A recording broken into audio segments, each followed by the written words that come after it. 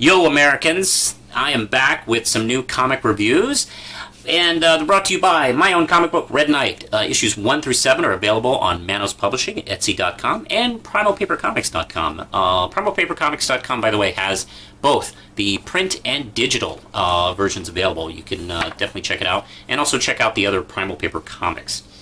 This week, I have a whole bunch of comic books. Now, I recorded a comic review video last week, but through technical difficulties, I'm just not able to upload it. So I'm going to throw a couple of those comics into the mix right here. I did review Rocket Girl number 4.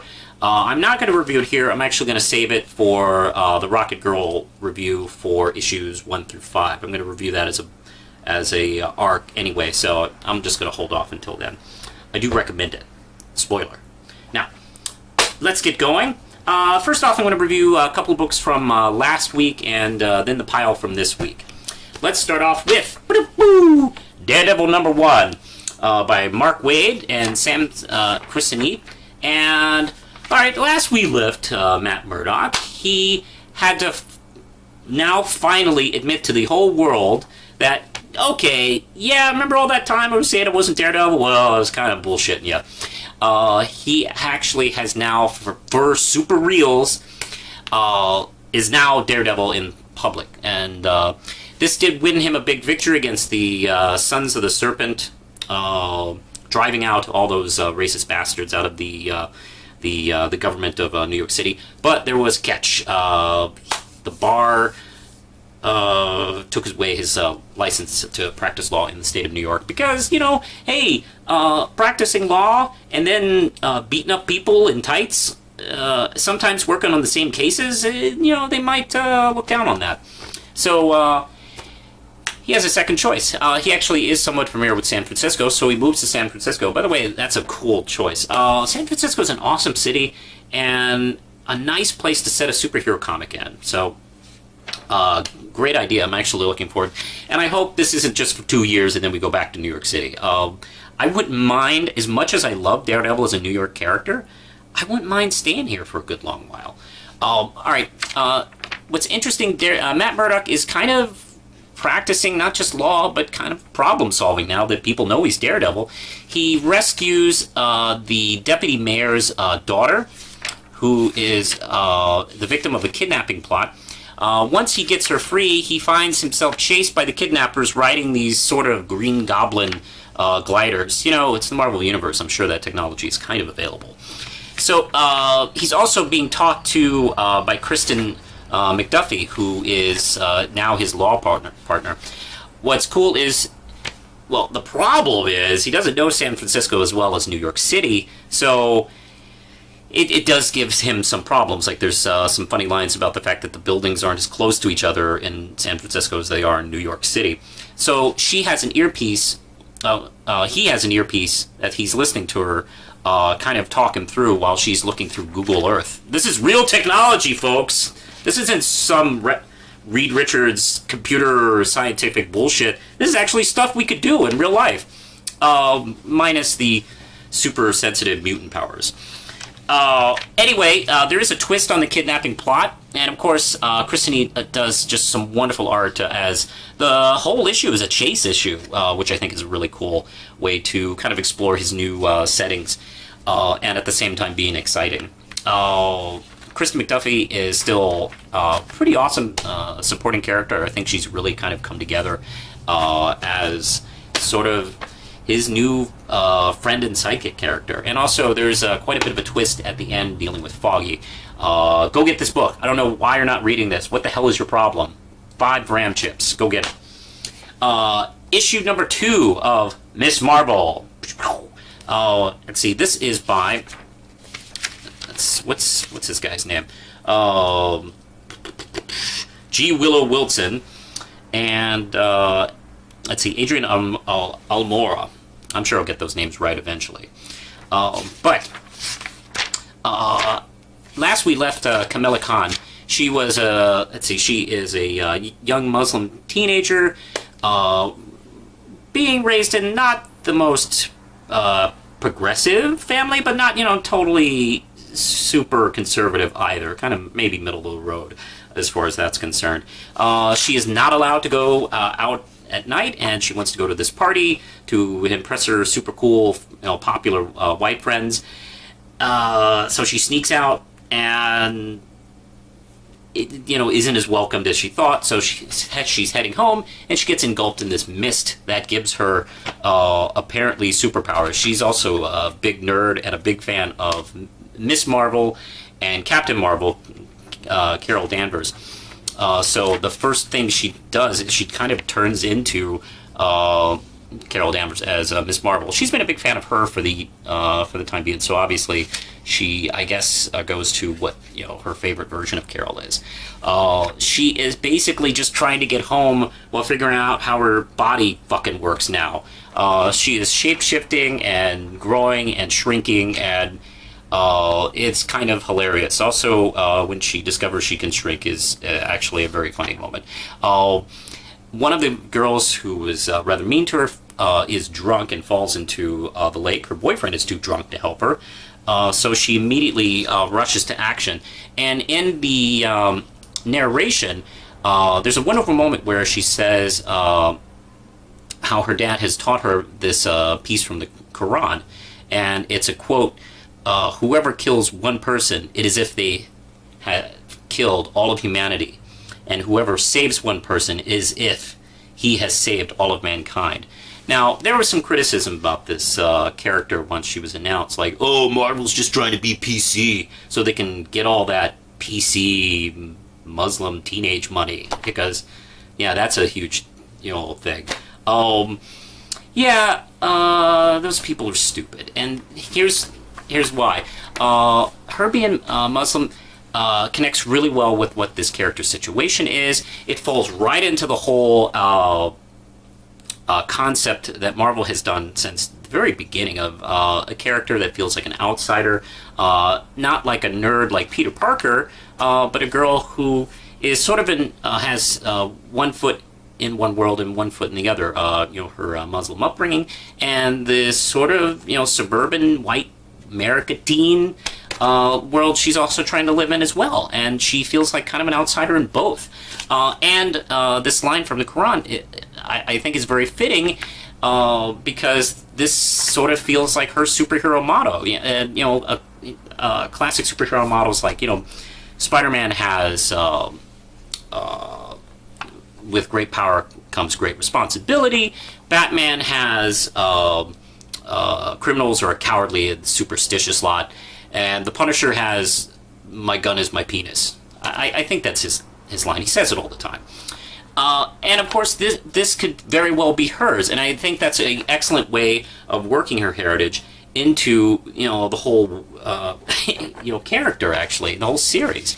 I don't want to give too much away, but this actually works really well. She kind of discovers, like, yeah, she has superpowers, and she is inspired by Carol to kind of figure out what to do next. Her family, thankfully, doesn't find out, so she's probably going to be keeping that secret from them. The art here is beautiful, and I think works really well with the kind of setting we're doing, and also a shape-shifting character. I think his art works really well for that kind of thing. Really dig this a lot. This is a really interesting series. 5 RAM chips. I'm really digging where this is going so far. Actually, this kind of reminds me a little bit of the first few issues of Brian Michael Bendis' Ultimate Spider-Man, if anything. The way this is coming together. 5 RAM chips.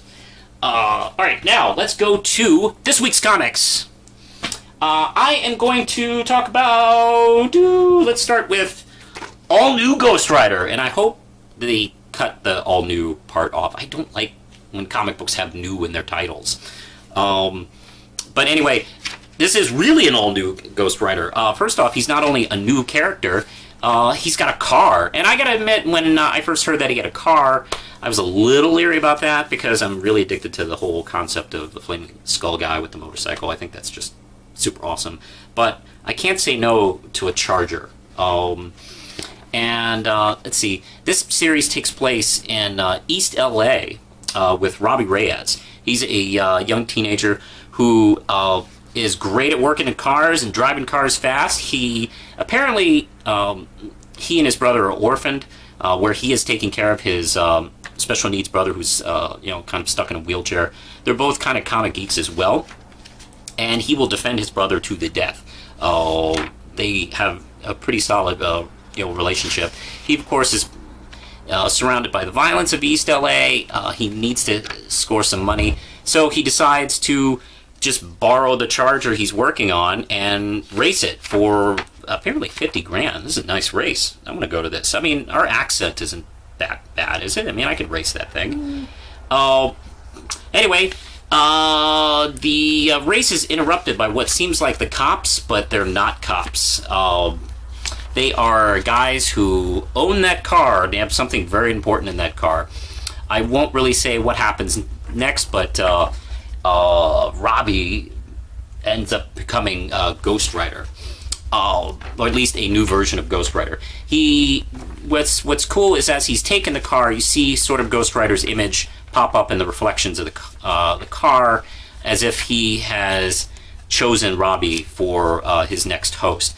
The art is outstanding. Actually, to be honest, this is the thing that sold me. As soon as I saw like the image of this Ghost Rider with the sort of the helmet-like skull and the teeth pulled back, which I thought was really kind of frightening looking, I was kind of sold. And also, this art is just amazing.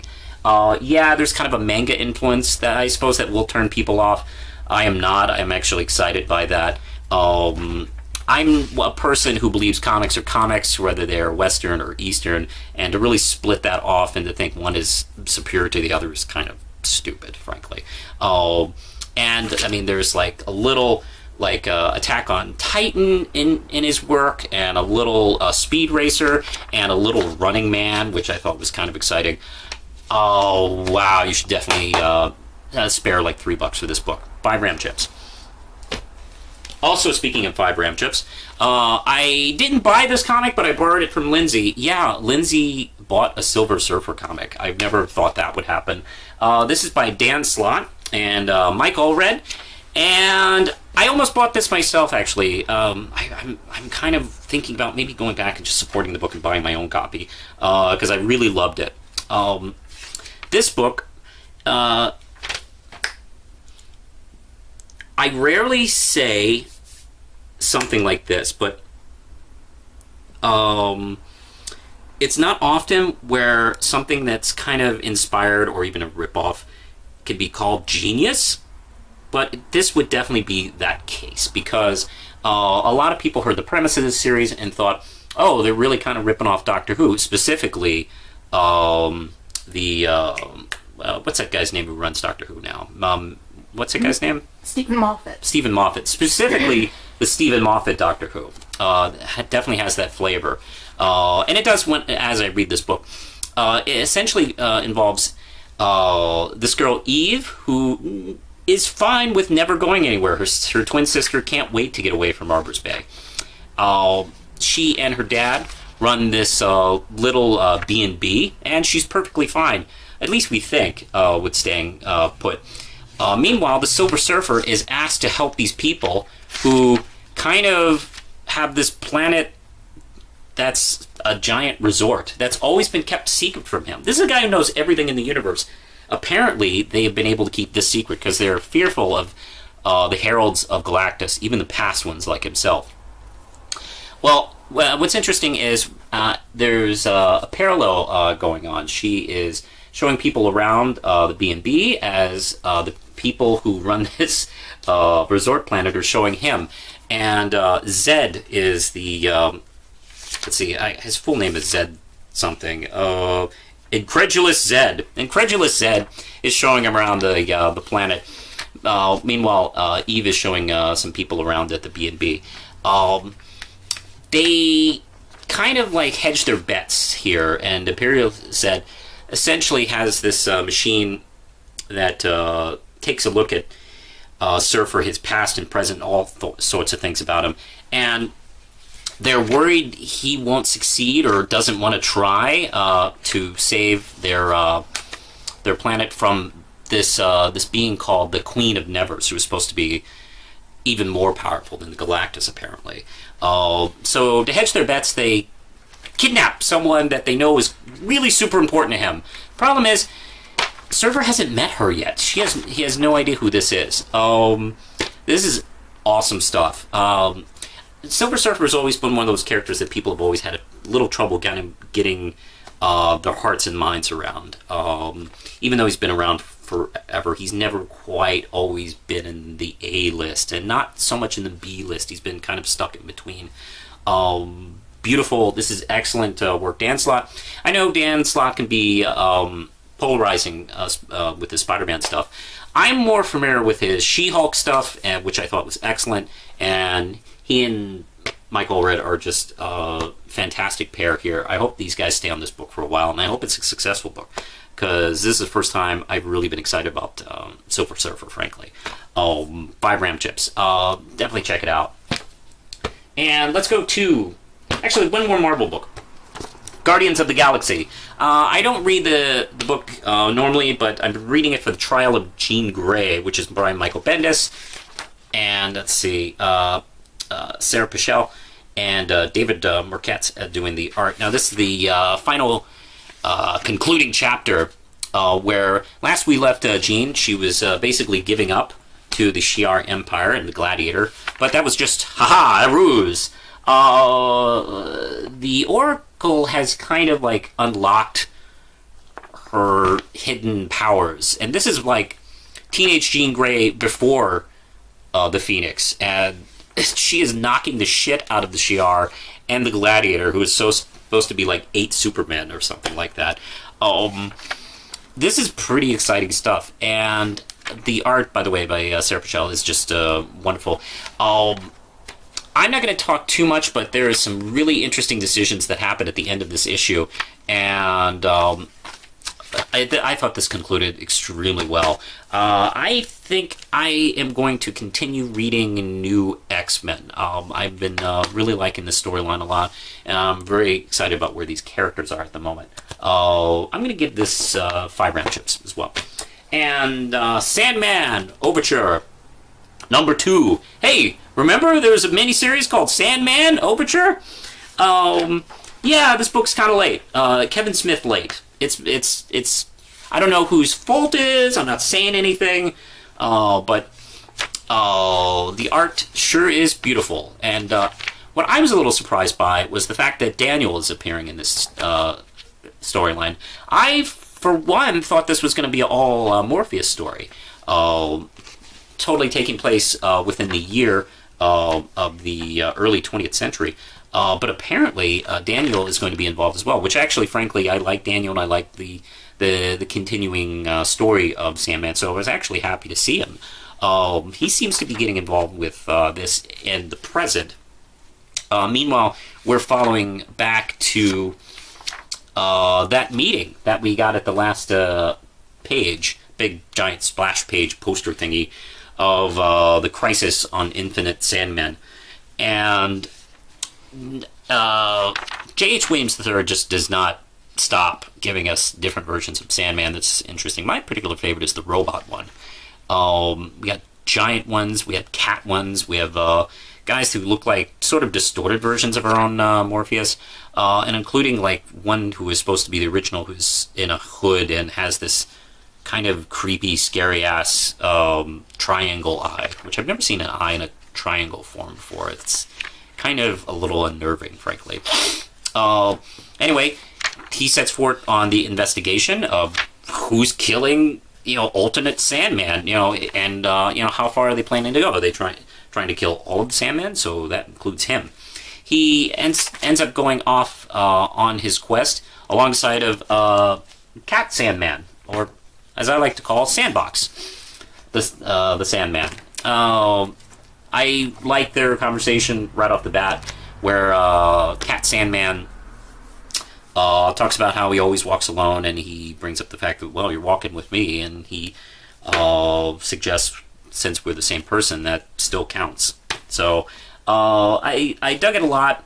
Not too much happens in this, just kind of just pushes the story forward, and the art is gorgeous. I'm going to give this a slight 5 RAM chips, just barely. Don't buy this first, obviously. That would be a stupid idiot move. Of course, get the first issue, and then buy everything else Sandman.